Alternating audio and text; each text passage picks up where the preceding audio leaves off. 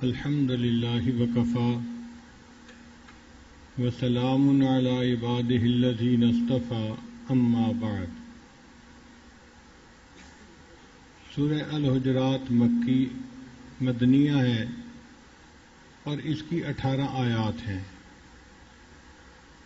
تقسیم اس طرح ہے کہ پہلی 5 آیات نبی علیہ الصلوۃ والسلام کے آداب کے بارے میں ہیں، پھر 4 آیات صحابہ کرام کی شان کے بارے میں ہیں، پھر اس کے بعد کی 3 آیات اخوت بین المسلمین کے بارے میں۔ تو آج کا ہمارا درس ان 3 آیات کے بارے میں ہے جو مسلمانوں کے درمیان اخوت کا رشتہ قائم کرتی ہے۔ انما المؤمنون اخوہ، تمام ایمان والے آپس میں بھائی بھائی ہیں۔ یہ اسلام نے اخوت کا ایسا رشتہ بنا دیا کہ جس نے سب مسلمانوں کو یکجان کر دیا۔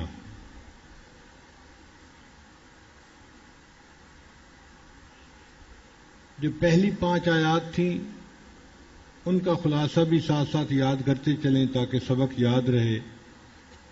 اس میں ہمیں 3 اہم باتیں بتائی گئی تھیں۔ لا تقدموا، لا ترفعوا، لا تجہروا بالقول، لا تجہروا له بالقول۔ تو یہ 3 باتوں میں سب آداب کو سمیٹ کے رکھ دیا گیا۔ پھر اس کے بعد جو صحابہ کرام کے بارے میں آیات تھی اس میں 3 لفظ ہیں جو اہم ہیں۔ ایک فتبینوا، کہ جب کوئی فاسق خبر لائے تو اس کی تصدیق کر لو، اور دوسرا یہ کہ فاصلحوا، 2 بھائیوں کے درمیان، 2 گروہوں کے درمیان آپس میں تم صلح کرواؤ۔ واقسطوا، اور عدل کے ساتھ کرو، یہ نہ ہو کہ تم ایک سائیڈ پہ ہو جاؤ، خیال دونوں کا رکھو تاکہ مساوات رہے۔ تو پہلی 5 آیات میں 3 لا بڑے اہم تھے اور دوسری 4 آیات میں یہ 3 لفظ بڑے اہم تھے۔ اب اس کے بعد ایک تیسرا باب شروع ہو رہا ہے، انما المؤمنون اخوۃ فاصلحوا بین اخویکم، بے شک ایمان والے سب بھائی بھائی ہیں، ان کے درمیان صلح کرواؤ۔ واتقوا اللہ، اللہ سے ڈرو، لعلکم ترحمون، تاکہ تمہارے اوپر رحمتیں برسائی جائیں۔ گھروں میں یہ معاملات پیش آتے رہتے ہیں، بھائی بھائی کی لڑائی، بہن بھائی کی لڑائی، ساس بہو کی لڑائی اور نند بھابھی کی لڑائی، یہ روزمرہ کی چیزیں ہیں، کوئی گھر اس سے خالی نہیں ہے۔ جس جگہ انسان بستے ہیں وہاں یہ جھگڑے چھوٹے موٹے ہوتے ہی ہیں، مگر جو گھر کے بڑے ہوں ان کو چاہیے کہ آپس میں صلح و صفائی کروا دیا کریں، معاملے کو دیکھیں کہ کیا ہے، اس کو بھی سمجھائیں اس کو بھی سمجھائیں اور آپس میں صلح و صفائی کروا دیں۔ اگر بچوں کو ان کے حال پہ چھوڑ دیں گے تو یہ جھگڑے بڑھ جائیں گے، دشمنیاں بن جائیں گی اور دلوں میں فرق آ جائے گا اور ایک دوسرے سے دشمنی دل میں آ جائے گی۔ شریعت اس چیز کو پسند نہیں کرتی کہ ایک جگہ پر رہیں اور دل ایک دوسرے سے متنفر ہوں۔ دور رہیں مگر دلوں میں محبتیں ہوں، یہ بہتر ہے بنسبت اس کے کہ قریب رہیں اور دلوں میں نفرتیں ہوں۔ یہ منافقت کی زندگی اللہ کو پسند نہیں ہے، اس لیے فرمایا کہ انما المؤمنون اخوۃ، سب مسلمان آپس میں بھائی بھائی ہیں۔ تو کلمہ پڑھنے کی وجہ سے بھی ہمارا ایک رشتہ بنتا ہے ایمان کا، ایک خونی رشتہ ہوتا ہے جو اقارب کا ہوتا ہے، ان کے درمیان صلہ رحمی کرنی اللہ کو بہت پسند ہے۔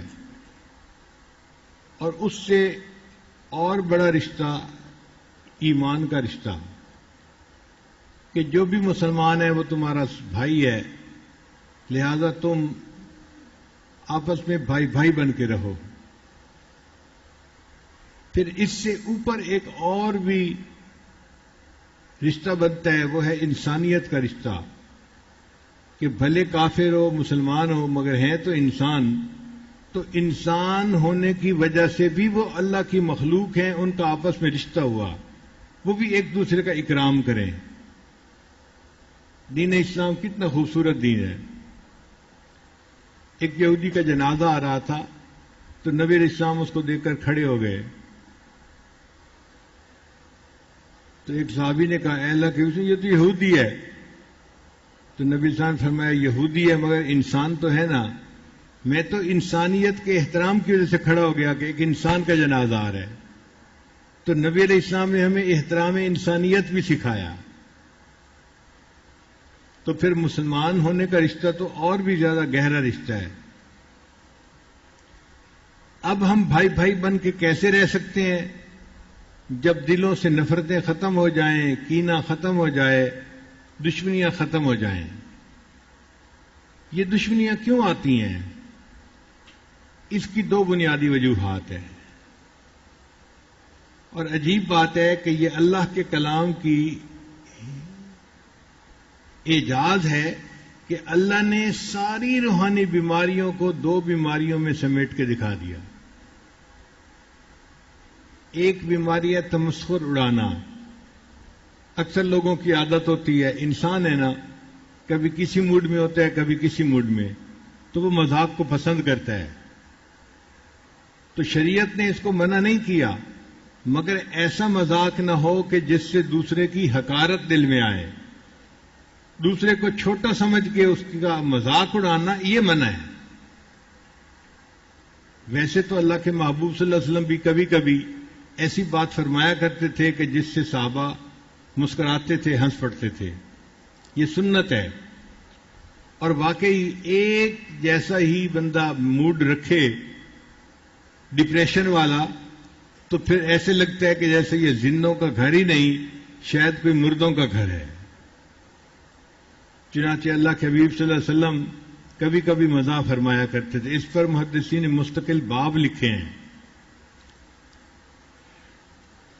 حضرت انس رضی اللہ عنہ نبی علیہ السلام کے خادم تھے، بچے تھے، تو نبی علیہ السلام کبھی کبھی ان کو پکارتے تھے او دو کانوں والے۔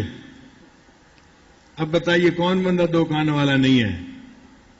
لیکن دو کانوں والا کہنے سے ایک مزاح کی کیفیت ہو جاتی تھی، سچ بھی تھا اور مزاح بھی تھا، ظرافت بھی تھی۔ ایک صحابی نے نبی علیہ السلام سے اونٹ مانگا، ان کو اونٹ کی ضرورت تھی۔ نبی علیہ السلام نے فرمایا نہیں، میں تو تمہیں اونٹ کا بچہ دوں گا۔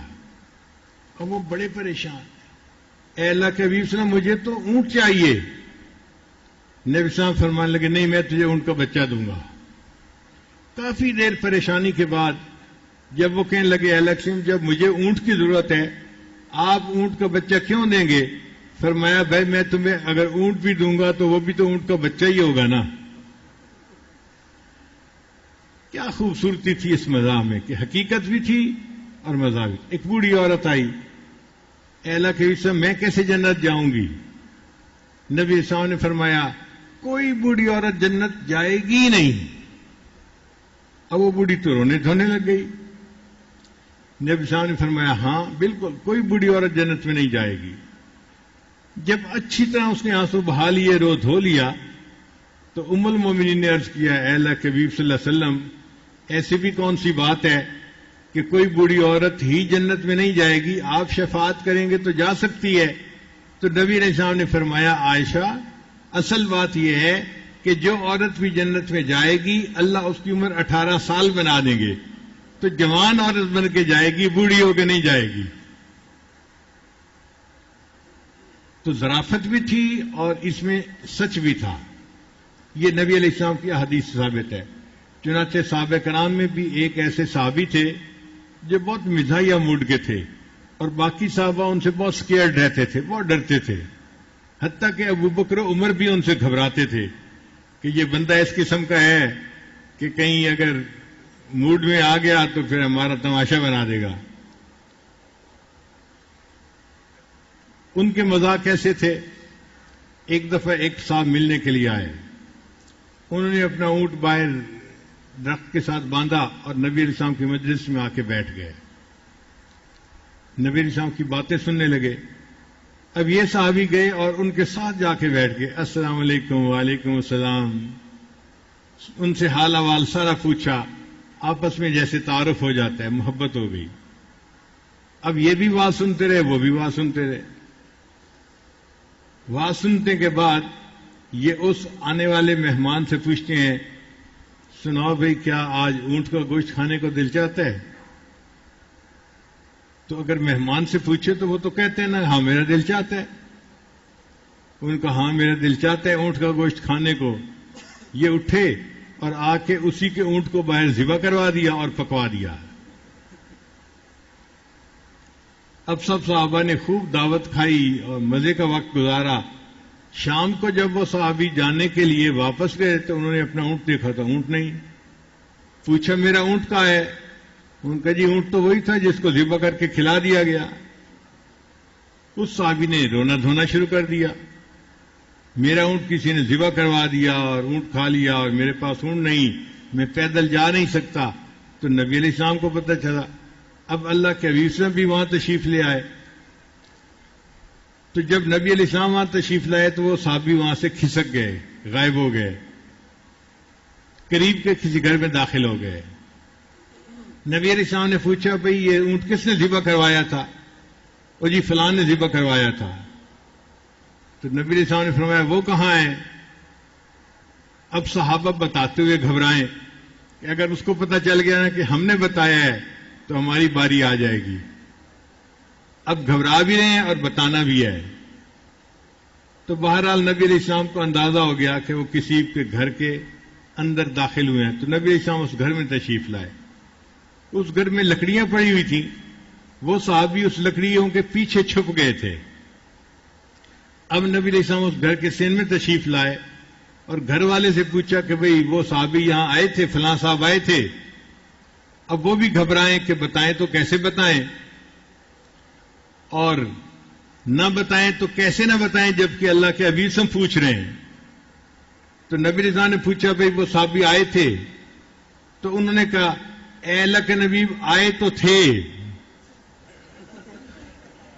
زبان سے اتنا کہا آئے تو تھے اور ہاتھ سے اشارہ کر دیا لکڑیوں کے پیچھے. اب نبی علیہ السلام جب لکڑیوں کے پیچھے گئے تو وہ کھڑے ہوئے تھے. نبی علیہ السلام نے فرمایا کہ بھئی آپ نے کیا حرکت کی؟ اے اللہ کے حبیب صلی اللہ علیہ وسلم گوشت کھانے کو دل چاہ رہا تھا تو اس لیے میں نے ذبح کروا دیا. فرمایا کہ مالک کی اجازت کے بغیر تو ذبح کروانا حرام ہے. اے اللہ کے حبیب صلی میں نے مالک سے اجازت لی تھی. میں نے پہلے پوچھا تھا آپ کا گوشت کھانے کو دل چاہتا ہے؟ اس نے کہا تھا ہاں کھانا ہے. تو میں نے ذبح کروا کے کھلا دیا. تو نبی علیہ السلام نے فرمایا کہ اب اس نے اگر واپس جانا ہے تو سواری کے اونٹ کا کیا بنے گا؟ اے اللہ کے نبی مجھے پتا تھا آپ موجود ہیں نا, آپ اسے اپنی طرف سے اونٹ دے دیں گے, مسئلہ حل ہو جائے گا. تو صحابہ کرام کے مجمع میں بھی ایسے حضرات موجود تھے جن کو اللہ نے یہ ظرافت کی حس خاص طور پر دی ہوئی تھی. یہ انسان ہے, مختلف طبیعتیں ہوتی ہیں, تو اللہ تعالیٰ نے ایسے بھی انسان بنائے ہوئے ہیں. تو اگر اس قسم کی ظرافت ہو جس میں دوسرے کی دل آزاری نہ ہو تو یہ جائز ہے. لیکن تمسخر اڑانا, کسی کا مذاق بنانا ایسے کہ جیسے وہ چھوٹا ہے, اس میں عیب ہے, یہ ناجائز ہے. اس سے جس کا تمسخر اڑایا جاتا ہے اس کی دل آزاری ہوتی ہے. شریعت نے اس کو منع کر دیا, بھئی ایسے نہ کہو.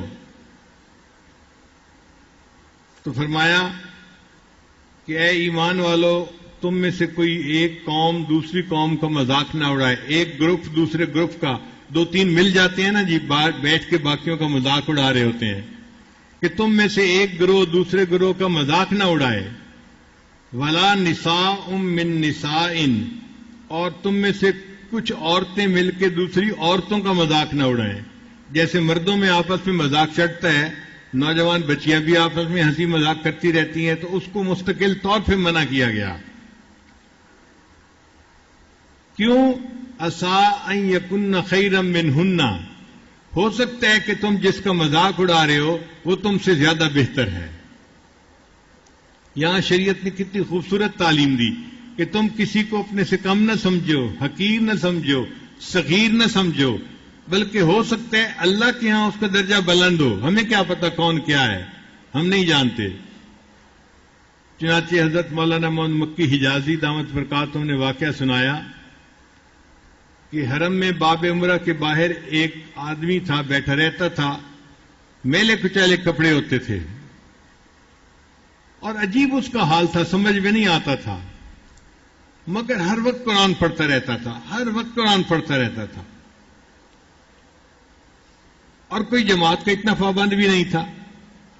کبھی مسجد میں نظر آتا تھا حرم میں، اور کبھی حرم میں جماعت ہو رہی ہے اور وہ بیٹھا ہوا ہے اپنے حال میں.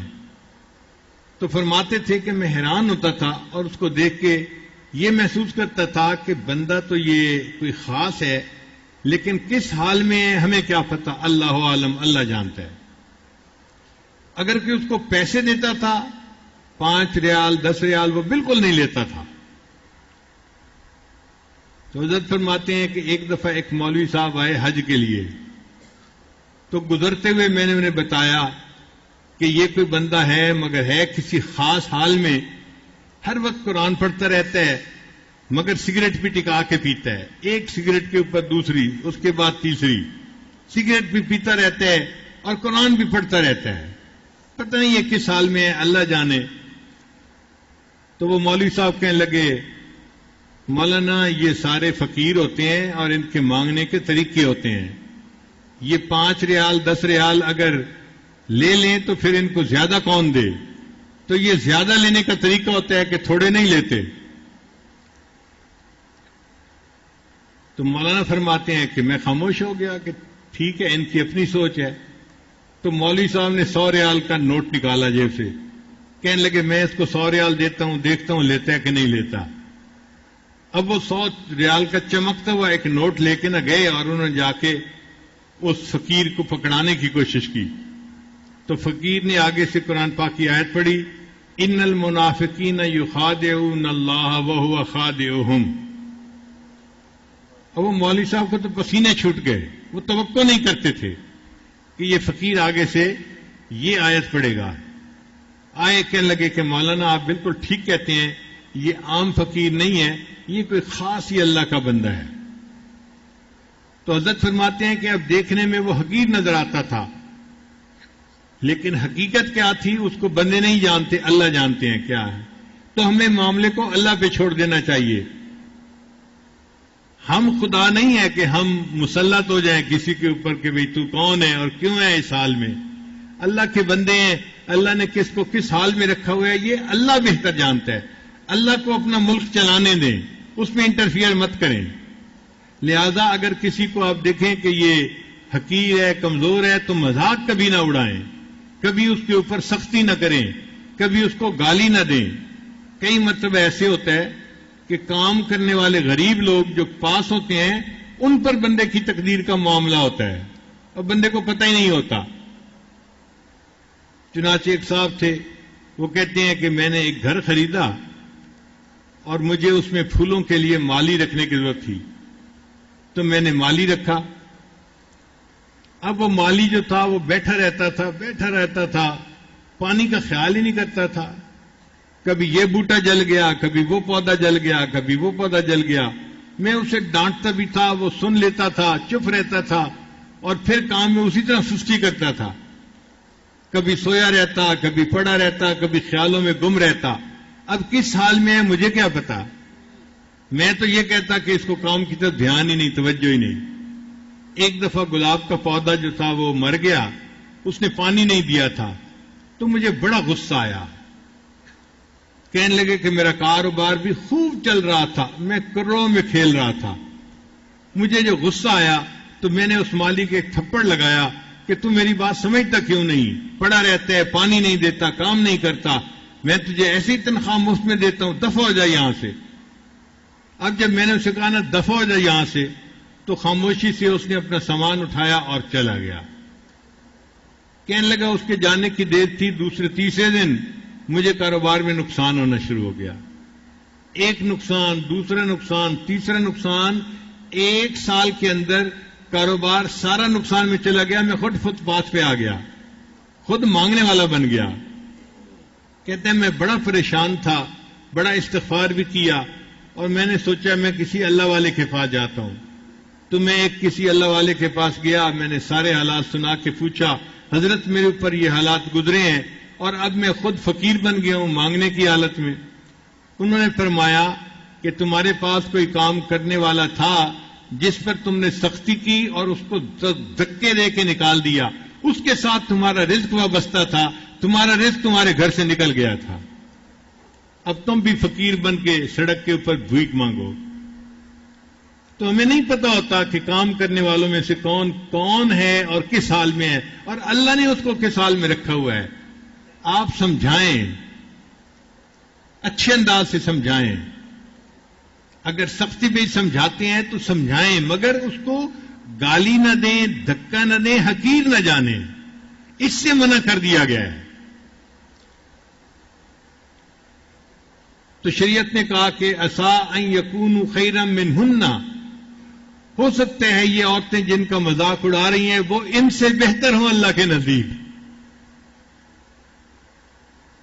تو اس لیے مذاق اڑانا شریعت نے منع کر دیا. اور ہماری آپس کے لڑائی جھگڑوں کی بنیادی وجہ بھی یہی بنتی ہے. نئی آنے والی دلہن کا مذاق اڑایا جاتا ہے اور اس کے دل میں ساس اور نند کی نفرت بیٹھ جاتی ہے, یا بڑی بہو چھوٹی بہو کا مذاق اڑاتی ہے اور آپس میں دشمنی شروع ہو جاتی ہے. اس لیے تمسخر جو ہے یہ ہماری تمام کینہ بنیاد, دشمنی اس کی بنیاد بن جاتی ہے. یہاں پر ایک بات ذہن میں رکھیے کہ گناہ سے بندے کو نفرت ہونی چاہیے, گناہگار سے نفرت نہیں ہونی چاہیے. گناہ سے نفرت ہونی چاہیے, گناہگار سے نفرت نہیں ہونی چاہیے. اگر کوئی بندہ گناہگار ہے اس کو سمجھائیں, غصے میں جلدی نہ کریں. کئی ماں باپ نوجوان بچے کو نماز کے لیے اٹھاتے ہیں, ایک دن سستی, دوسرے دن سستی, تو غصے میں آ جاتے ہیں. سور پڑا رہتا ہے, کھا پی کے بیل بن گیا ہے, نماز کا پتہ نہیں. بھائی بیٹا ہے, جوان العمر ہے, اس عمر میں ویسے طبعاً بھی نیند گہری ہوتی ہے. اگر فجر کے اٹھنے میں کوئی کمی ہے تو سمجھاؤ, بار بار سمجھاؤ. ٹیمپر لوز کر جانا اور گالیاں دینا شروع کر جانا یہ اچھی چیز نہیں ہوتی. پیار سے ہی سمجھانا چاہیے. گناہ کرنے والا گناہ سے توبہ تب کرتا ہے جب اللہ توفیق دیتے ہیں. کب توبہ کرتا ہے؟ اللہ کی توفیق کے بغیر کوئی توبہ کر سکتا ہے؟ وما توفیقی الا باللہ, یہ توفیق اللہ کی طرف سے ملتی ہے. اب اللہ کی مشیت میں ابھی توفیق نہیں شامل تو تمہیں کیا مصیبت پڑی ہوئی ہے؟ اللہ کی رضا پہ راضی رہو. ہمارا کام تھا سمجھانا, ہم نے سمجھا دیا. اب اگر وہ نہیں سمجھ پا رہا تو نہیں, اللہ پہ چھوڑو. اللہ اس کے لیے سمجھانے کا کوئی سبب بنائے گا, یا کوئی وقت آئے گا جس وقت پہ اللہ اس کو سمجھا دے گا.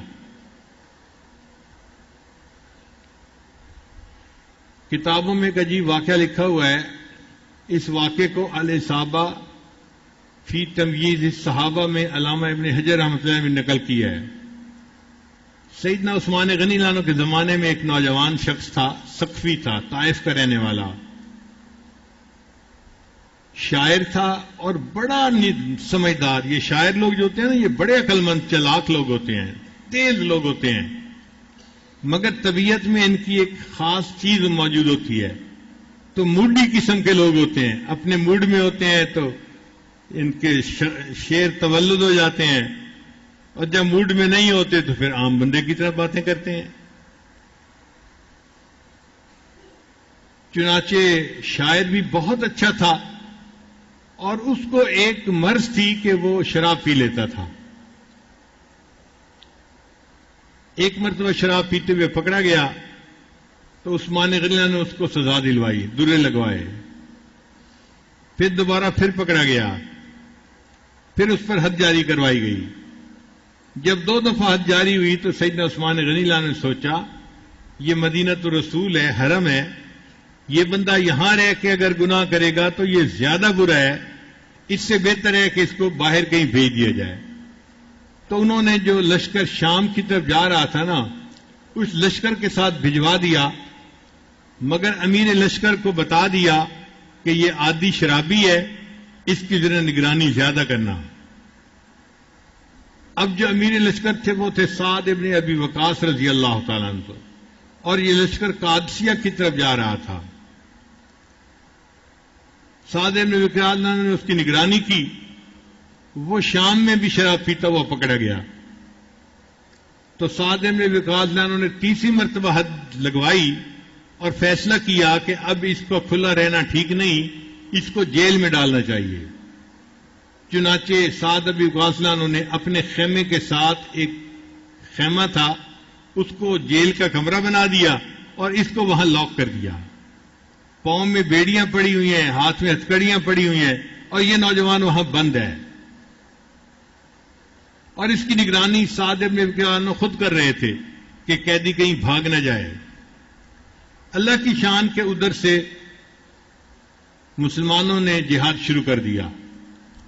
مسلمانوں کے مقابلے میں رستم آیا۔ رستم کے پاس 3 لاکھ فوج تھی اور مسلمانوں کی کل تعداد 30,000 تھی۔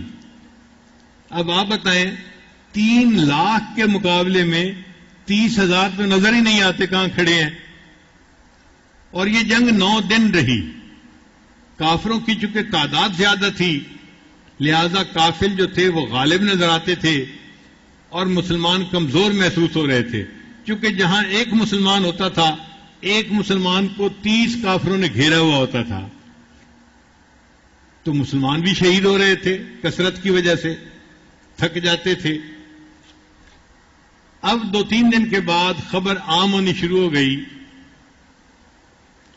کہ مسلمانوں کو شکست ہو رہی ہے اور کافر جیت رہے ہیں، اور ویسے بھی رستم کا دبدبہ تھا، وہ بڑا بہادر مانا جاتا تھا، تو لوگ سمجھتے تھے کہ رستم کی وجہ سے اس کی فوج بڑے جوش و خروش میں تھی اور لڑ رہی تھی۔ اب جب مسلمان کمزور تھے اور شکست کھا رہے تھے تو ہمتیں پست ہو رہی تھیں، تو یہ خبر بالآخر عورتوں تک بھی پہنچی، خیمے تک بھی پہنچی۔ تو وہ جو قیدی تھا نا ابو محجن سقفی اس کا نام تھا، اس نے بچوں کی طرح اونچا اونچا رونا شروع کر دیا، جیسے کوئی بچہ رو رہا ہوتا ہے اس طرح اونچا اونچا۔ اب ایک نوجوان آدمی ہے اور وہ بچوں کی طرح رو رہا ہے، چیخ رہا ہے، چلا رہا ہے۔ تو سعد بن وقاص عنہ کی جو بیوی تھی ان کا نام تھا سلمہ، صحابیہ تھی رضی اللہ تعالی عنہا۔ وہ حیران ہوئی کہ بچوں کی طرح کون رو رہا ہے۔ انہیں بتایا گیا جی کہ آپ کے ساتھ والے خیمے میں جو قیدی تھا وہ رو رہا ہے۔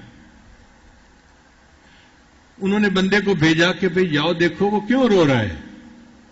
بندے نے آ کے بتایا کہ جی وہ بندہ اس لیے رو رہا ہے کہ اس نے خبر سنی ہے مسلمانوں کو شکست ہو رہی ہے اور اس سے یہ بات برداشت نہیں ہو رہی، اور وہ رو رہا ہے کہ میری جوانی کا کیا فائدہ، یہ اتنا تندرست جسم جو مجھے دیا ہے اللہ نے، اس جسم کا کیا فائدہ کہ میرے جیتے جی مسلمانوں کو شکست ہو جائے۔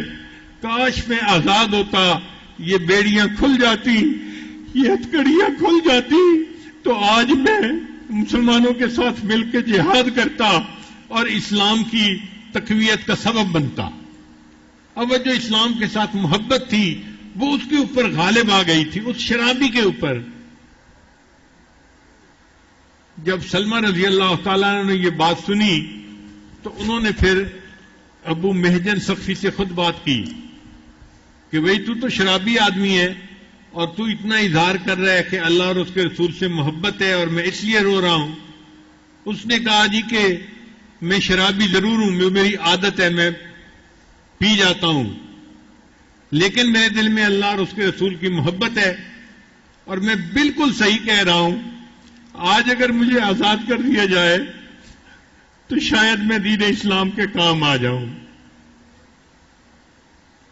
سلمہ نے پوچھا اس کا کیا حل ہے؟ اس نے کہا جی اس کا حل یہ ہے کہ آپ میرے اوپر اعتماد کریں اور مجھے آزاد کر دیں، اور جو آپ کے خاوند کا سب سے تیز بہادر گھوڑا ہے نا وہ مجھے دے دیں، اور جو اس کی سب سے بہترین تلوار ہے وہ مجھے دے دیں، میں جا کے جہاد کروں گا۔ اگر جہاد میں شہید ہو گیا تو قصہ ختم ہو جائے گا، اور اگر میں زندہ رہا تو میں وعدہ کرتا ہوں اور اللہ کو گواہ بناتا ہوں کہ میں واپس آ کے یہ بیڑیاں خود اپنے پاؤں میں پہن لوں گا۔ لو جی، صحابیہ نے ان کو کھول دیا اور وہ گھوڑے پہ سوار ہوئے، کل اسد، جیسے کوئی شیر بیٹھتا ہے نا اس طرح وہ گھوڑے پہ سوار ہوئے، اور انہوں نے ہاتھ میں تلوار لی اور اپنے آپ کو خوب لپیٹ لیا کہ ان کا چہرہ بھی کوئی نہ دیکھ سکے، پہچان بھی کوئی نہ سکے۔ یہ گھوڑا ایسا تھا کہ اس کے اوپر عام آدمی نہیں بیٹھ سکتا تھا، بہت جری گھوڑا تھا، بہادر گھوڑا تھا، اور بڑا کوئی مشق والا انسان اس کے اوپر سواری کر سکتا تھا۔ اس نے اس گھوڑے کو بھگایا اور مسلمانوں کے لشکر میں جا پہنچا۔ پھر جہاں پر سب سے زیادہ گمسان کی لڑائی ہو رہی تھی نا، مسلمان نرغے میں تھے، وہ وہاں گیا اور اس نے جا کے اللہ اکبر کا نعرہ لگایا اور تلوار چلانی شروع کی۔ اب وہ اتنا مشاق تھا، اتنا وہ یعنی بہادر تھا کہ اس نے تو مولی گاجر کی طرح دشمن کو کتر دیا، دشمن کی صفوں پہ اس کا خوف بیٹھ گیا۔ اب یہی کہ جہاں وہ دیکھتا کہ کوئی مسلمان نرغے میں ہے اور دوسرے لوگ اس کے گرد زیادہ ہیں، دشمن زیادہ ہیں، وہ وہاں جاتا، اللہ اکبر کا نعرہ لگا کے کود پڑتا، اپنے آپ کو اس کے اندر جو ہے وہ گویا ڈال دیتا۔ مگر اتنا وہ تلوار باز تھا کہ اس کی تلوار سے دشمن قتل ہوتے اور دشمن بھاگ کھڑے ہوتے، حتیٰ کہ رستم تک کے دل میں اس کا رعب بیٹھ گیا۔ اب جب اس کا رعب بیٹھ گیا تو کافروں نے پست ہونا شروع کر دیا اور مسلمانوں کا جوش خروش اور بڑھ گیا۔ سعد بن ابی وقاص رضی اللہ عنہ دور بیٹھے ہوئے یہ سارا منظر خود دیکھ رہے تھے، حیران بھی ہو رہے تھے کہ یہ کون بندہ ہے کہ جس کو ہم پہچانتے بھی نہیں، اور جو صبح ہمارے ساتھ نہیں تھا، اچانک کہیں سے آیا ہے، اور اس کی وجہ سے جنگ کا پانسا ہی پلٹ گیا۔ اللہ نے کیا کہ شام کو اللہ نے مسلمانوں کو فتح عطا فرما دی، قادسیہ فتح ہو گیا۔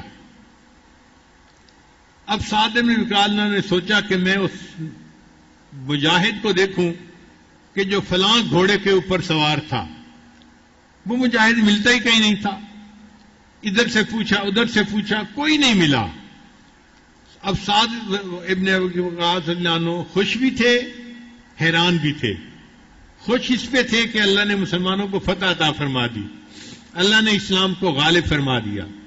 حیران اس بات پہ تھے کہ وہ مجاہد کہاں گم ہو گیا، کیا آسمان پہ اٹھ گیا یا زمین اس کو نگل گئی یا کہیں چلا گیا۔ خیر اپنے خیمے میں واپس آئے اور اپنی بیوی کو بتایا اللہ نے مسلمانوں کو فتح عطا فرما دی، لیکن مجھے لگتا ہے کہ آج کوئی اللہ تعالیٰ کی خاص مدد ہوئی ہے۔ بیوی نے پوچھا وہ کیسے؟ انہوں نے کہا کہ ایک لگتا ہے کوئی فرشتہ اللہ نے بھیجا تھا، اس کو ہم پہچانتے نہیں تھے، اور اس نے تو سواری کی ہوئی تھی میرے گھوڑے کے اوپر، اور ایسے لگتا تھا کہ میری تلوار اس کے ہاتھ میں ہے، اور وہ اتنا بے جگری سے لڑ رہا تھا، اس ایک بندے کی وجہ سے اللہ نے اسلام کو فتح عطا فرما دی۔ جب انہوں نے یہ واقعہ سنایا تو پھر بیوی نے انہیں بتایا کہ جی وہ فرشتہ نہیں تھا، وہ قیدی تھا جو ہمارے ساتھ والے خیمے میں قیدی ہے۔ سعد بن وقاص بڑے حیران ہوئے، ساتھ والے خیمے میں آ کے دیکھا تو وہ نوجوان بیٹھا ہوا ہے، اسی طرح ہتھکڑیاں پہنی ہوئی ہیں اور پاؤں میں بیڑیاں پہنی ہوئی ہیں۔ تو سعد بن وقاص نے اس سے پوچھا کہ کیا تم نے آج یہ سارا جو ہے نا وہ جنگ کا معاملہ کیا؟ اس نے کہا ہاں، میں شرابی ہوں مگر میں اللہ اور اس کے رسول سے محبت بھی کرتا ہوں، اس لیے میں آج اسلام کی محبت کی وجہ سے نکل پڑا اور میں نے اپنے آپ کو شہادت کے لیے پیش کیا، مگر میری قسمت میں شہادت نہیں تھی، میں پھر آ گیا ہوں اور پھر میں نے یہ بیڑیاں باندھ لی ہیں اور قیدی بن کے بیٹھ گیا ہوں۔ سعد بن وقاص نے فرمایا کہ میں اپنے ہاتھ سے تمہاری ہتھکڑیاں کھولتا ہوں، اور آج کے بعد اگر تو شراب پیے گا بھی صحیح تو میں تمہارے اوپر حد نہیں جاری کروں گا. تمہارے دل میں اگر اللہ کی محبت اتنی ہے تو میں تمہارے پر حد نہیں جاری کروں گا.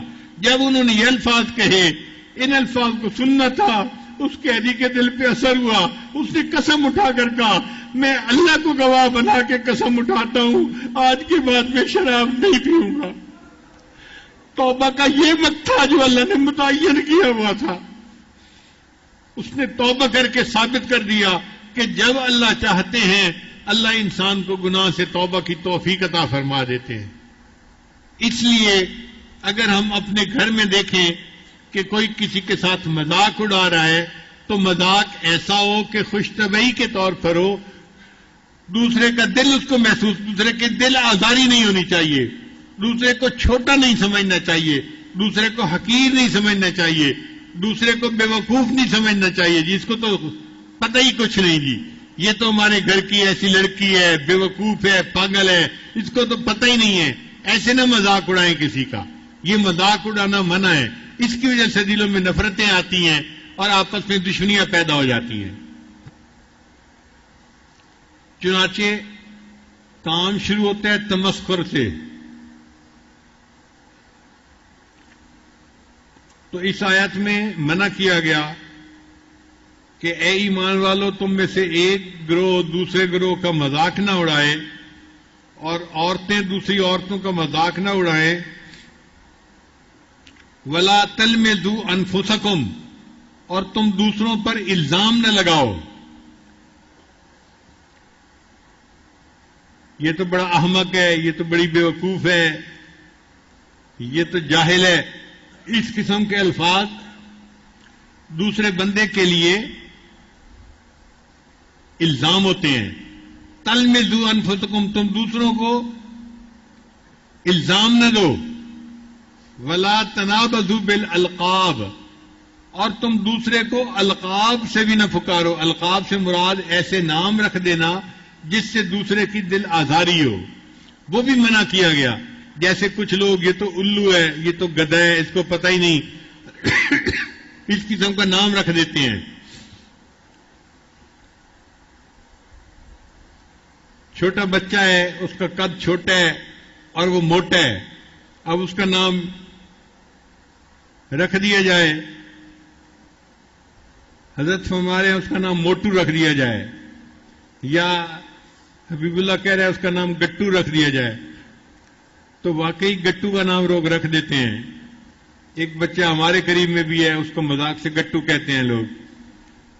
تو اس قسم کے نام رکھنا شریعت نے اس کو منع کر دیا گیا. جو نام حقارت پہ مبنی ہو ان کو منع کر دیا گیا. ویسے کئی مرتبہ القاب ایسے ہوتے ہیں جو پہچان کے لیے ہوتے ہیں، تو شریعت نے اس کو منع نہیں کیا گیا. جیسے محدثین میں ایک محدث گزرے حمید الطویل، اونچا قد تھا ان کا، پہچان کے لیے ان کو کہتے تھے حمید الطویل. یعنی ہم اپنی زبان میں کہتے تو حمید لمبو، تو واقعی ہے تو لقب، لیکن ان کی پہچان ہی اس وقت ایسی بن گئی تھی، تو محدثین نے ان کو حمید الطویل کے نام سے لکھا ہے حدیث میں، اور یہ برا نہیں بنے گا کیونکہ پہچان کے لیے ہے. اسی طرح آمش کہتے ہیں کہ جو پوری طرح نابینا بھی نہ ہو اور آنکھیں اس کی بند بھی ہوں، چننا بندہ.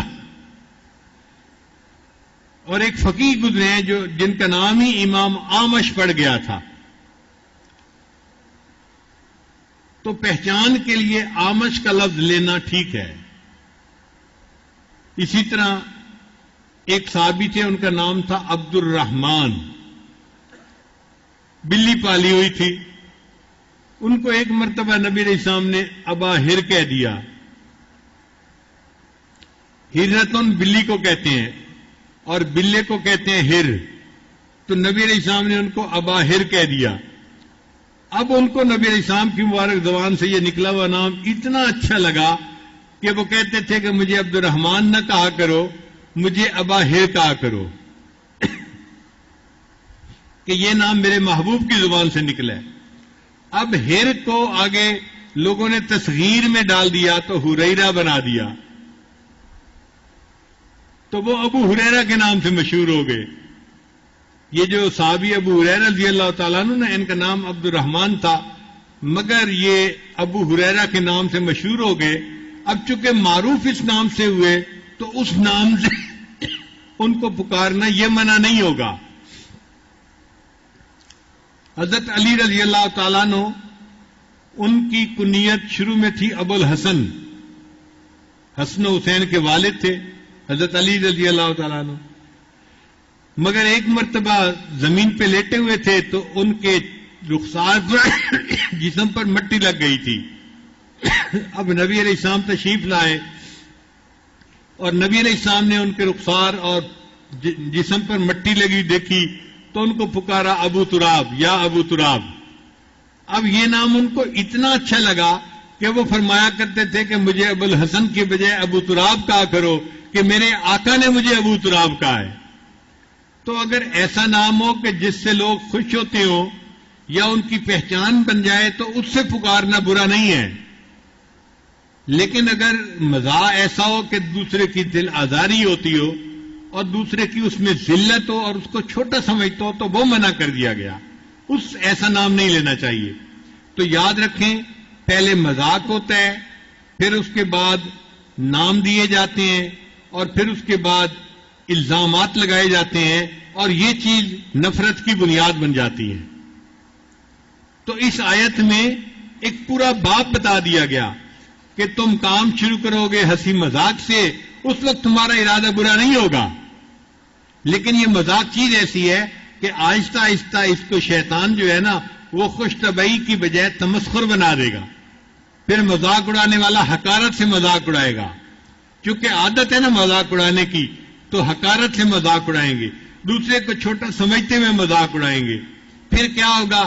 پھر ان کو خطابات بھی دینا شروع کر دیں گے، نام رکھنے شروع کر دیں گے، اور جب الزامات لگائیں گے تو دلوں کے اندر پھر نفرتیں آ جائیں گی. فرمایا اگر تم ایسا کرو گے تو آپس میں دلوں کے اندر الفتیں ہوں گی. بئس الاسم الفسوق بعد الایمان، یاد رکھ لینا ایمان لانے کے بعد فسق و فجور کا یہ کام کرنا سب سے برا کام ہے.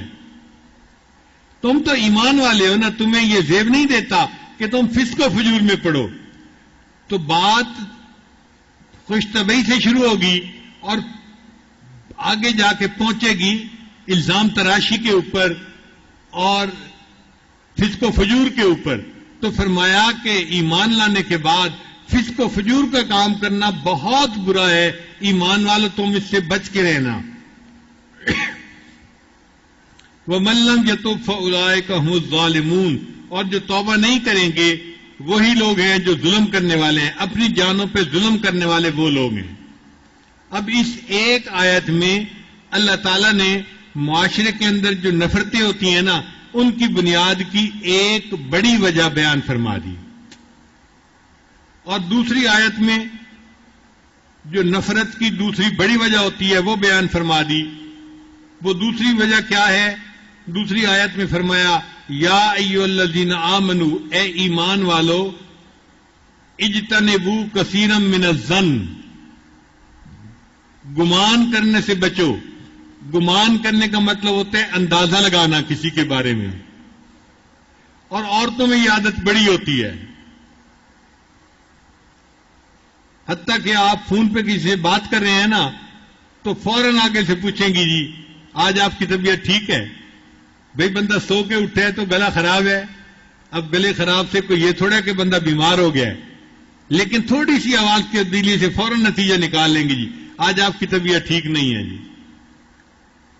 تو یہ جو گمان لگانے ہوتے ہیں نا اس سے بندے کو بچنا چاہیے. ان بعد الظن اسم، اس لیے کہ بعض گمان گناہ ہوتے ہیں. انسان گمان نہیں کرتا، بدگمانی کر بیٹھتا ہے،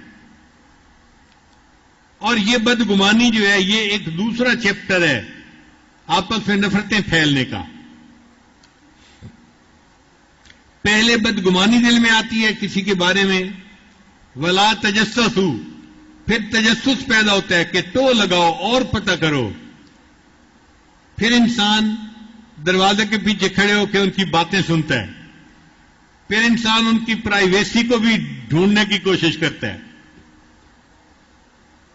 عالم الغیب بننے کی کوشش کرتا ہے کہ مجھے پتہ چلے، پھر اس کے میسج پڑھنے کی کوشش کرتا ہے، حتیٰ کہ میاں بیوی کی گفتگو ساس سننے کی کوشش کرتی ہے، بھائی بہن کی گفتگو گھر کی بہو سن رہی ہوتی ہے، گھر کی بہو گھر کا فرد بھی ہوتی ہے اور گھر کی جاسوس بھی ہوتی ہے۔ ولا تجسسوا، اللہ فرماتے ہیں کہ یہ تجسس حرام ہے، تم لوگوں کو زندگی گزارنے دو، ان کے اوپر نگران بن کے نہ اس طرح بیٹھ جاؤ۔ اور اب جب تجسس دل میں آتا ہے پھر بندہ باتیں بھی کرتا ہے، اور اس کو کہتے ہیں غیبت۔ ولا یغتب بعضکم بعضا، تم میں سے بعض کی غیبت نہ کریں۔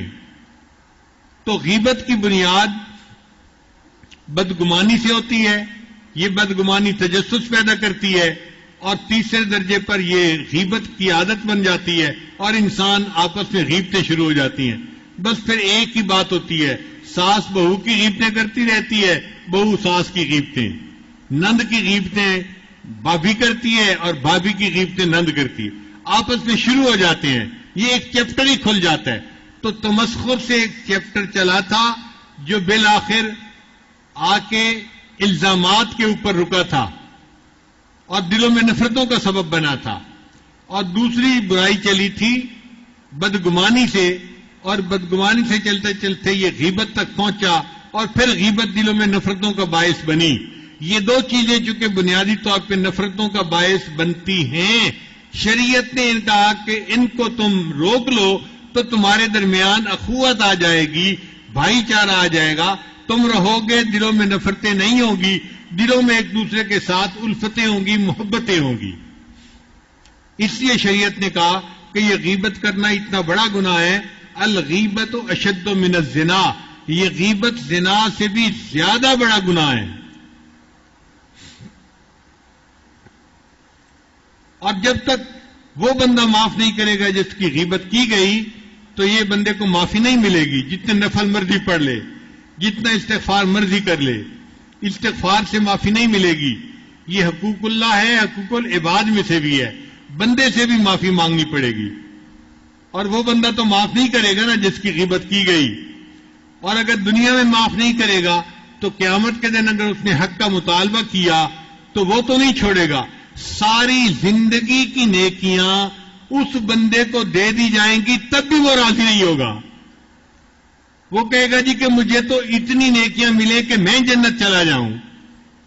اب بتائیں، ایک مرتبہ کی غیبت کی اور ساری زندگی کی نیکیاں اس بندے کو دینی پڑ گئی اور خود جہنم میں گیا، بلکہ حدیث میں آتا ہے کہ پھر اس بندے کے گناہ اس بندے کے سر کے اوپر ڈال دیے جائیں گے۔ اس لیے نبی صلی اللہ علیہ وسلم نے فرمایا، حسرت ہے اس بندے پر جو دنیا سے نیکیوں کے پہاڑ لے کر آیا مگر قیامت کے دن اس کے سر پر گناہوں کا پہاڑ رکھ دیا جائے گا۔ صحابہ نے پوچھا، اے اللہ کے حبیب صلی اللہ علیہ وسلم، وہ گناہوں کا پہاڑ کیسے رکھ دیا جائے گا؟ فرمایا، نیک بندہ تھا، نیکیاں بہت کی تھیں مگر غیبت بھی کرتا تھا، اور اس کے اوپر لوگوں کی غیبت کا گناہ تھا، اب غیبت والے آ گئے اپنا حق لینے کے لیے، اللہ نے اس کی ساری نیکیاں ان کو دلوا دی، اور جو حق لینے والے تھے وہ ابھی بھی باقی تھے، خوش نہ ہوئے، نہیں یا اللہ ابھی تو ہمارا حق پورا نہیں ہوا، ہمیں تو اور نیکیاں چاہیے۔ اب نیکیاں تو اور تھی نہیں، اللہ فیصلہ فرمائیں گے، اچھا جس کی غیبت کی گئی اس کے گناہ اس بندے کے سر کے اوپر ڈال دو۔ چنانچہ فرشتے اس کے گناہ لے کر اس کے سر کے اوپر ڈال دیں گے، یہ نیکیوں کے پہاڑ لے کر آیا تھا اور گناہوں کے پہاڑ لے کر میرے سامنے قیامت کے دن کھڑا ہوگا۔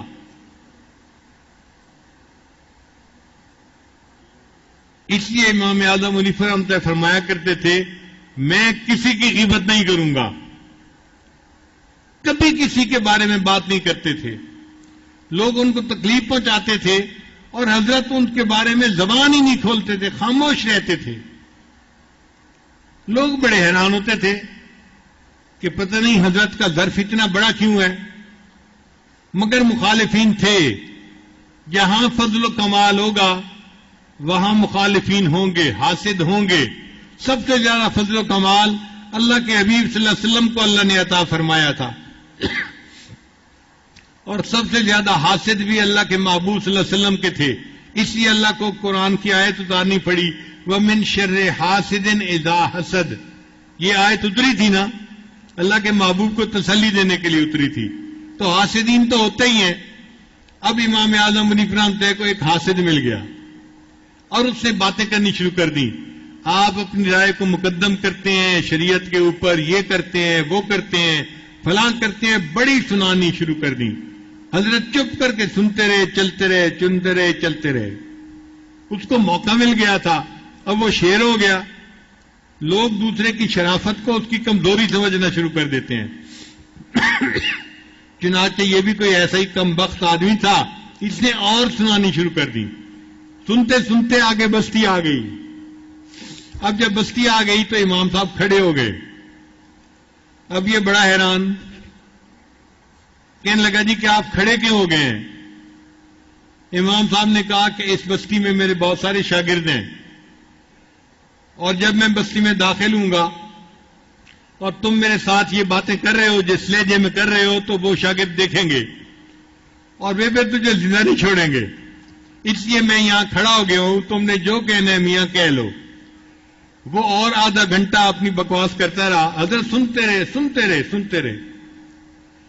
پھر کہنے لگا کہ اچھا اب میں بات کر کر کے تھک گیا ہوں، اب آپ جا سکتے ہیں. جب اس نے کہہ دیا نا میں اب جو کہنا تھا بول بول کے تھک گیا ہوں، اب آپ جا سکتے ہیں، تو امام اعظم نے فرمایا کہ اچھا اب ذرا میری بات بھی سن لو کہ تم نے جو باتیں میرے بارے میں کی ہیں میرے پاس اس کے بہت جوابات ہیں. اگر میں چاہتا تو تمہاری ایک بات کے 100 جواب دیتا، میں نے جواب نہیں دیے. اور اگر میں چاہتا تو میں بستی میں چلا جاتا، میرے شاگرد تمہیں یہ بکواس کرتے ہوئے سنتے، وہ تمہاری دھلائی ٹکا کے کرتے، تمہیں یقین تمہیں جو ہے چھٹی کا دودھ یاد آ جاتا. میں نے ایسا بھی نہیں کیا. اور اگر میں چاہوں تو تمہیں پتہ ہے کہ بادشاہ وقت میرے ساتھ بہت محبت کرتا ہے، میں اس کو شکایت کروں کہ اس بندے نے میری بے عزتی کی تو میں قاضی اور جج سے بھی اور بادشاہ سے بھی شکایت کر سکتا ہوں اور تمہیں سزا بھی دلوا سکتا ہوں، اور وہ سزا میں تمہیں نہیں دلواؤں گا. اور اگر میں چاہوں تو میں قیامت کے دن اللہ کے سامنے اپنے حق کا مطالبہ کروں گا، اس بندے نے میری دل آزاری کی تھی اور اللہ تعالیٰ تم سے مجھے حق دلوائیں گے، مگر میں وعدہ کرتا ہوں میں قیامت کے دن بھی تم سے اپنے حق کا مطالبہ نہیں کروں گا. اب جب اس بندے نے یہ سنا کہ ان کے دل میں میرے لیے اتنی خیر خواہی ہے اور میں ان کے ساتھ اتنی بدخواہی کا معاملہ کر رہا ہوں، اس کو احساس جرم ہوا. اس کی آنکھوں میں آنسو آ گئے، شرمندگی چہرے پہ آ گئی. اچھا میں آپ کے ساتھ اتنا برا کر رہا تھا، آپ مجھے قیامت کے دن بھی نہیں پکڑیں گے؟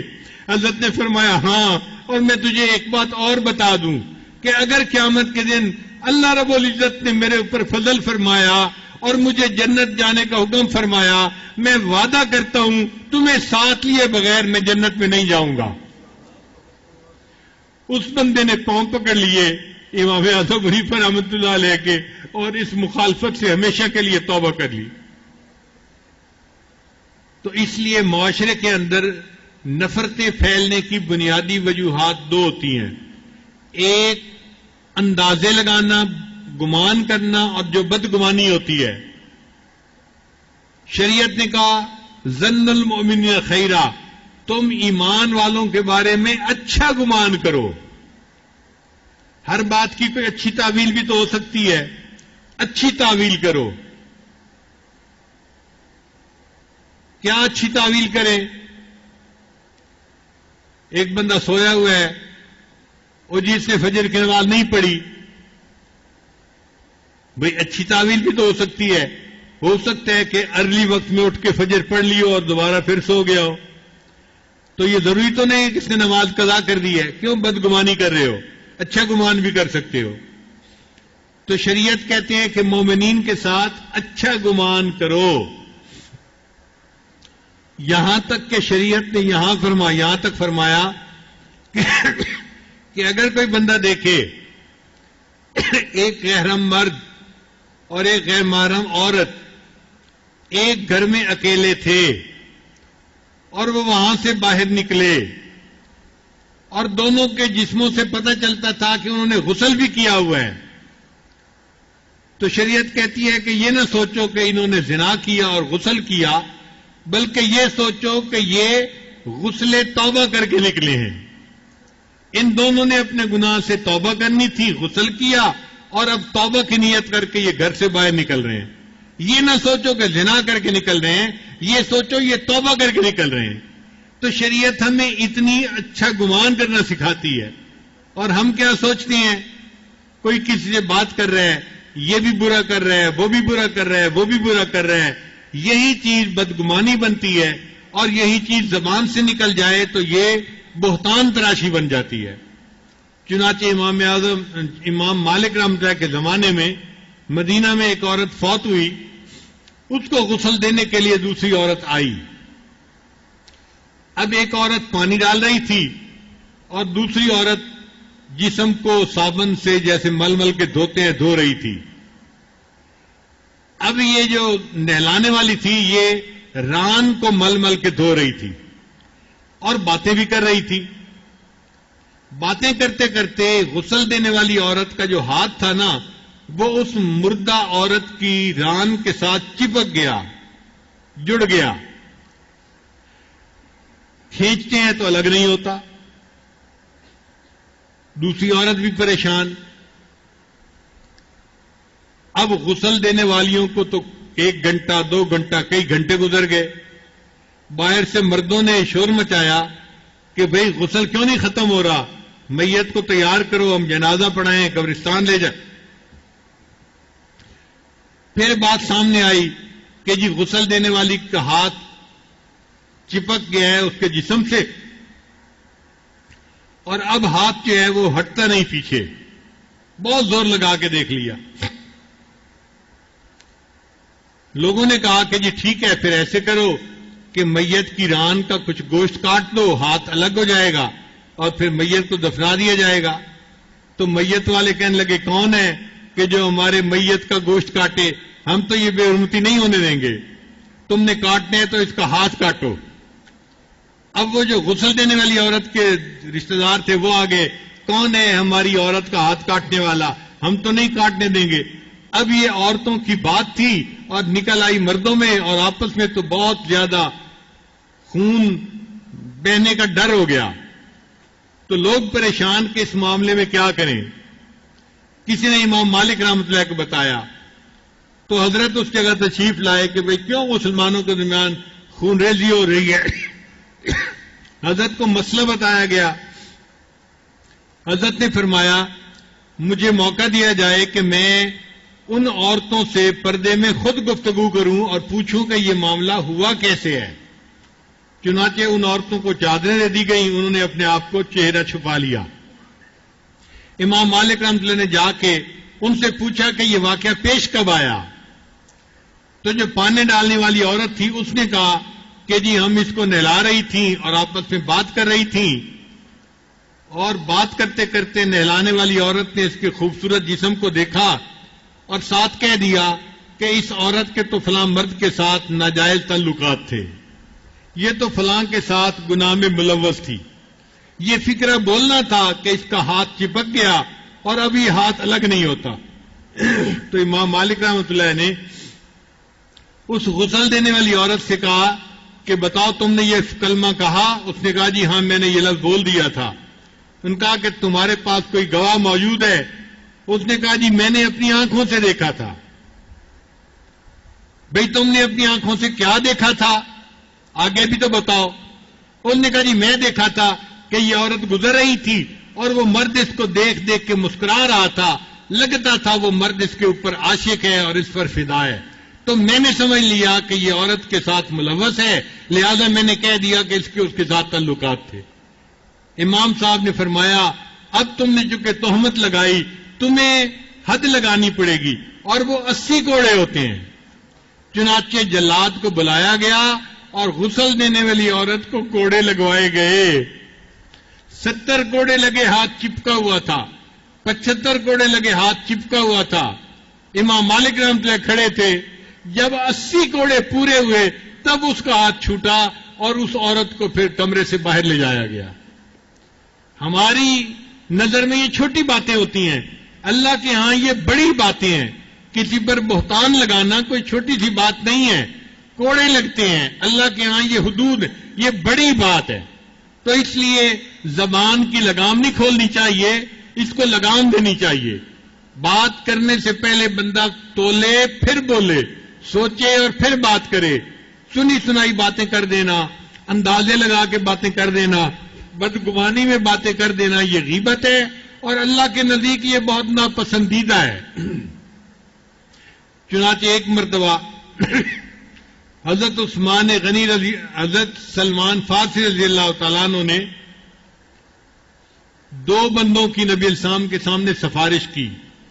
وہ ان کے دوست تھے, ان کے خیمے میں رہتے تھے کہ اللہ کے حبیب صلی اللہ علیہ وسلم انہوں نے روزہ رکھا ہے اور ان کو روزہ بہت لگا ہے اور بھوک سے ان کی حالت بری ہو گئی ہے. اب آپ کے پاس میں لایا ہوں کہ آپ ان کا علاج بتائیں. تو نبی علیہ السلام نے فرمایا کہ ان کو کہو کہ کلی کریں. اب جب دونوں بندوں نے کلی کی تو ان کے دانتوں سے جیسے گوشت کھاتے ہیں نا تو اس کے چھوٹے چھوٹے ٹکڑے ہوتے ہیں, وہ ٹکڑے نکلے. تو جب گوشت کے ٹکڑے نکلے تو وہ حیران, ہم نے تو گوشت نہیں کھایا, یہ گوشت کیسے نکل آیا؟ تو نبی علیہ السلام نے فرمایا اصل میں سلمان ان دونوں نے بیٹھ کے تمہاری غیبت کی تھی, اور غیبت کو اللہ نے قرآن مجید میں فرمایا ایسا ہی ہے جیسے تم اپنے مردے بھائی کا گوشت کھا رہے ہو اور وہ مجسم ہو کے چیز سامنے آ گئی, وہ گوشت ان کے منہ سے باہر نکلا ہے. اچھا وہ غیبت کیا کی تھی, ذرا اس کی بھی حقیقت سن لیجئے. سلمان فارسی رضی اللہ عنہ ایک صوفی قسم کے صحابی تھے. انہوں نے نبی علیہ الصلوۃ والسلام سے ذکر و سلوک بہت سیکھا. کتابوں میں لکھا ہے کہ نبی علیہ السلام ان کو عشاء کے بعد اپنے گھر بلا لیا کرتے تھے اور ان کے ساتھ اللہ کی معرفت کے بارے میں گفتگو فرمایا کرتے تھے, اور اتنی دیر لگ جایا کرتی تھی کہ امہات المومنین ان کے بارے میں دل کے اندر جو ہے وہ حسد محسوس کرتی تھی کہ یہ کون آ گیا جو اتنی دیر یہ بیٹھا رہا, ہمارے حصے کی رات تو ہمیں تو وقت ہی نہیں ملے گا. تو جیلسی فیل تو ہوتی ہے نا بندے کو, تو ان کو محسوس ہوتا تھا کہ یہ کون آ گیا جو اتنا ٹائم لے جاتا ہے. یعنی ہم اپنی زبان میں سمجھنے کے لیے بات کریں تو صحابیہ امہات المومنین یہ محسوس کرتی تھیں کہ یہ پتہ نہیں نبی علیہ السلام کو کہاں سے سہیلی مل گئی ہے, عشاء کے بعد یہ بندہ آ جاتا ہے, باتیں کرتا رہتا ہے اور ہمارے حصے کا ٹائم بھی یہ لے جاتا ہے. تو سلمان فارسی عنہ نبی علیہ السلام سے اس وقت بیٹھ کے اللہ کی معرفت میں گفتگو کرتے تھے. اب چونکہ ان کے اوپر ذکر کی کیفیت طاری رہتی تھی تو یہ مراقبے میں بیٹھے رہتے تھے, اور عام لوگ سمجھتے تھے کہ یہ سوئے پڑے ہوئے ہیں. کبھی لیٹے ہوئے سوئے ہوتے تھے, کبھی بیٹھے ہوئے سوئے ہوتے تھے, بس سوئے ہوئے ہوتے تھے. وہ سوئے ہوئے نہیں ہوتے تھے, وہ ذکر کر رہے ہوتے تھے. اب ہوا کیا کہ ایک جگہ سے دوسری جگہ خیمہ لے کے جانا تھا, تو خیمے کے سب لوگوں نے کچھ نہ کچھ اٹھانا تھا اور اگلی جگہ جا کے لگانا تھا. تو باقی سب نے تو اٹھا لیا, اور سلمان فارسی عنہ اسی طرح لیٹے ہوئے تھے آنکھیں بند کر کے. تو ساتھیوں نے کہا چلو یہ سوئے ہوئے ہیں, ہم اٹھا لیتے ہیں. ان کا سامان بھی انہوں نے اٹھا لیا, اور اگلی جگہ جا کر جب انہوں نے خیمہ لگایا تو خیمہ لگانے میں بھی سلمان فارسی ساتھ نہیں تھے, وہ پھر سوئے ہوئے تھے اسی طرح اپنی حالت میں. تو جب خیمے والوں نے خیمہ لگا لیا تو انہوں نے آپس میں بیٹھ کے بات کی, یہ سلمان بھی عجیب ہے, ہر وقت سویا پڑا رہتا ہے اور اس کو نہ کام کرنے کا شوق ہے نہ دوسروں کی تکلیف کا احساس ہے. اب یہ بات جو تھی نا یہ غیبت کی بات تھی, اور اس غیبت کی بات پر ان کے منہ کے اندر وہ گوشت کے لوسڑے بن گئے تھے. ہم اس کو کوئی بات ہی نہ سمجھیں کہ جی ہم نے تو حالات حاضرہ میں بات کی تھی. انہوں نے یہ کہا تھا کہ یہ سلمان تو ہر وقت سویا ہی رہتا ہے، چاہتا ہے کہ ہمارے حصے کا کام بھی کوئی دوسرا بندہ کر دے تو ہمیں اس کا کام کرنا پڑ جاتا ہے. یہ بات غیبت تھی اور یہ نبی علیہ السلام کے سامنے کھلی اور نبی علیہ السلام نے فرمایا اس کی وجہ سے ان کو بھوک لگی اور انہوں نے تو اپنے مردہ بھائی کا گویا گوشت کھایا ہوا تھا. اللہ کی نظر میں غیبت اتنا بڑا جرم ہے. اصل میں اللہ نے ہر ایمان والے کی ایک حرمت قائم فرما دی ہے، ایک عزت قائم فرما دی ہے. اب دوسرا بندہ اس کی عزت کو چیر نہیں سکتا، اس کے بارے میں کوئی بات کر نہیں سکتا. اللہ نے زبانوں کو بند کروا دیا. اللہ فرماتے ہیں اگر تم کوئی بات کرنا چاہتے ہو تو تمہارے پاس 4 شرعی گواہ ہونے چاہیے، پھر تم پبلک میں بات کر سکتے ہو، ورنہ اس کو، اس کے معاملے کو اس کے اور اللہ کے درمیان چھوڑ دو.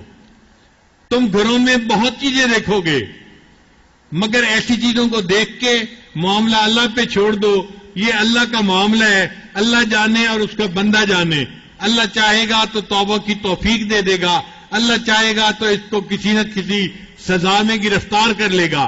تم کیوں خدا بنتے ہو؟ تم اس کے معاملے کو اللہ پہ چھوڑو. ہمارے بزرگوں نے کہا اپنی پوی تے پرائی بھول ونجی، بندے کو اپنی پڑ جائے اور پرائی بھول جائے.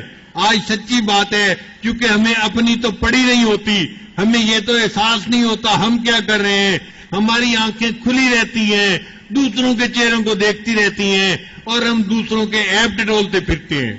ہم دوسروں کے عیب سننے کے لیے کان بڑے بڑے ہاتھی جیسے بنا لیتے ہیں اور سنتے رہتے ہیں دوسروں کی باتیں اور اپنے آپ کو بھول جاتے ہیں. تو شریعت نے غیبت سے منع کیا اور فرمایا کہ غیبت کرنے والا ایسے ہوتا ہے جیسے اپنے مردے بھائی کا گوشت کھا رہا ہے. وَلَا يَغْتَبْ بَعْضُكُمْ بَعْضًا أَيُحِبُّ أَحَدُكُمْ أَن يَأْكُلَ لَحْمَ أَخِيهِ مَيْتًا فَكَرِهْتُمُوهُ. کیا تم میں سے کوئی اس بات کو پسند کرتا ہے کہ وہ اپنے مردہ بھائی کے گوشت کو کھائے؟ تم اس سے کراہت کرتے ہو. وَاتَّقُوا اللَّهَ، اللہ سے ڈرتے رہنا. إِنَّ اللَّهَ تَوَّابٌ رَحِيمٌ، بے شک اللہ تعالیٰ توبہ کو قبول کرنے والا ہے اور گناہگاروں پر رحمت فرمانے والا ہے. اس لیے غیبت سے بچنا چاہیے. علماء نے مسئلہ لکھا ہے کہ چند مواقع ہیں جس میں غیبت کے جرم پر پکڑ نہیں ہوتی. وہ کون سا؟ جب اصلاح کی نیت سے کسی کو بتایا جائے کہ جی اصلاح ہو جائے گی. مثلا بچے کی کوئی بات دیکھی، آپ اس کے والد کو بتاتے ہیں یا ماں بچے کی بات اپنے خامد کو بتاتی ہے تو وہ غیبت نہیں بنے گی. اگر وہ بھی نہ بتائے کہ جی غیبت نہ ہو جائے تو اصلاح کیسے ہوگی؟ یا شاگرد کی بات استاد کو بتانا جہاں اصلاح ممکن ہو، جہاں اصلاح نہیں انفارمیشن دینا مقصد ہے، وہ غیبت ہے، اس پہ پکڑ ہوگی اور یہ کبیرہ گناہ ہے. تو گویا معاشرے میں نفرتیں بڑھنے کی بنیاد 2 بڑے گناہ ہیں. پہلا بنیاد ہے ہنسی مذاق کی عادت، ایک دوسرے کو مختلف ناموں سے پکارنا اور القابات دینا. اس کو شریعت نے منع کر دیا ایک آیت میں، اور دوسری آیت میں شریعت نے بدگمانی سے منع کیا، اس لیے کہ بدگمانی کے بعد بد زبانی آتی ہے اور بندہ غیبت کا مرتکب ہوتا ہے اور دلوں میں نفرتیں آ جاتی ہیں. اگر ہم بدگمانی اور تمسخر کی 2 بیماریوں پہ کنٹرول کر لیں تو ہم غیبت سے بھی بچ جائیں اور دشمنیوں سے بھی بچ جائیں، ہمارے گھر جنت کا نمونہ بن جائیں، ہم محبت کے ساتھ ایک دوسرے کے ساتھ زندگی گزارنے والے بن جائیں.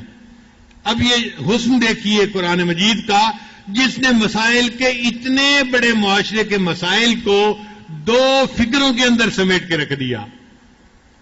دنیا کا کوئی بڑے سے بڑا عقل مند حاکم، کوئی بڑے سے بڑا سمجھدار بندہ اتنے مختصر الفاظ میں بات کو نہیں سمیٹ سکتا. یہ اللہ کے کلام کا اعجاز ہے. اللہ نے 3 لفظوں میں پہلے بات سمجھائی کہ مسلمان بھائی بھائی ہیں، ایک دوسرے کا اکرام کرنا، اور 2 فکروں میں بات سمجھا دی کہ تم غیبت نہ کرنا، تجسس نہ کرنا، تم آپس میں بدگمانی نہ کرنا، اس بدگمانی کی وجہ سے نفرتیں آئیں گی اور گناہ زیادہ ہوں گے اور معاشرہ ایسے بنے گا کہ کئی دفعہ گھر جہنم کا نمونہ بن جاتے ہیں. اللہ تعالیٰ ہمیں گناہوں سے توبہ کی توفیق عطا فرمائے اور اللہ ہماری اصلاح فرمائے. وآخر دعوانا ان الحمد للہ رب العالمین.